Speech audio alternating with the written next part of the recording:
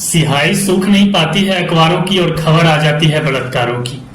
कहते हैं कि बेटी बचाओ बेटी पढ़ाओ, ये समाज बेटी को पढ़ा तो रहा है लेकिन समाज में रह रहे दरिंदों से नहीं बचा पा रहा है। किस बात की आजादी मनाएगा यह देश जहां हर 15 मिनट में रेप केस आता है। 15 मिनटों में होने वाले महज ये रेप एक केस बनकर रह जाता है। एक दिन की हेडलाइन न्यूज चैनलों पर बनकर रह जाता है, महज एक कागज पुलिस स्टेशनों में बनकर रह जाता है और एक केस नंबर इन अदालतों में बनकर रह जाता है और एक मुद्दा इन असेंबलियों में बनकर रह जाता है। कुछ दिन तक जलाए जाते हैं मोमबत्तियां, दिए जाते हैं इस्तीफे, बदली जाती हैं सरकारें, लगाए जाते हैं कुछ नारे, चलाए जाते हैं सोशल मीडिया पर हैशटैग और भूल जाता है कुछ दिनों में यह समाज, यह पुलिस प्रशासन और हम, और बनकर रह जाता है वो केस एक किस्सा इस देश में। क्या सच में हम सब आजाद हैं जब देश की बेटी देश में ही सुरक्षित नहीं है? दिल में खामोशी है भारत की एक बेटी की, चीखों में घुली यह एक बेकरारी है। 31 साल की वो मासूम जिसने सपनों का सफर शुरू किया, एक दरिंदे की वहशत ने उसकी सपनों को रौंद दिया। पता है सावन चल रहा है जहां हम शिव और शक्ति की आराधना करते हैं। कुछ दिन के बाद नवरात्र आएगी जहां हम देवी माँ की पूजा करेंगे। दीपावली आएगी जहां हम लक्ष्मी माँ की पूजा। यहाँ प्रॉब्लम क्या है? लड़कियों की रिस्पेक्ट सिर्फ पूजा पाठ तक और उनकी सुरक्षा सिर्फ सोशल मीडिया तक ही सीमित रह गई है।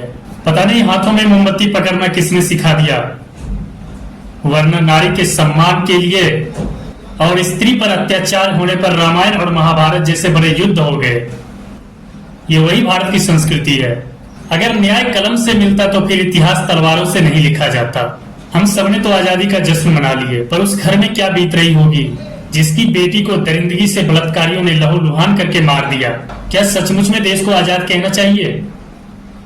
जिस देश में देश की बहन बेटियां ही सुरक्षित नहीं है, उस देश को आजाद हम कैसे कह सकते हैं?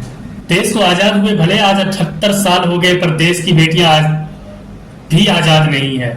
वैसे तो अगर कुछ बोल दो तो ये पुरुष प्रधान समाज बर्दाश्त नहीं करता है, लेकिन तब कहां चल जाता है जब देश में इस तरह की घटनाएं होती है जो पूरे देश को हिला के रख देता है। भारत को सच्ची आजादी तभी मिलेगी जब भारत की बेटियां बाहर निकलने में सुरक्षित महसूस करेगी। एक डॉक्टर सबकी जान बचाता है और उसी डॉक्टर के साथ हैवानियत हुआ कोलकाता में। रेप बलात्कार करके लहूलुहान करके मार दिया गया। हर 1 घंटे में 4 रेप बलात्कार होते हैं।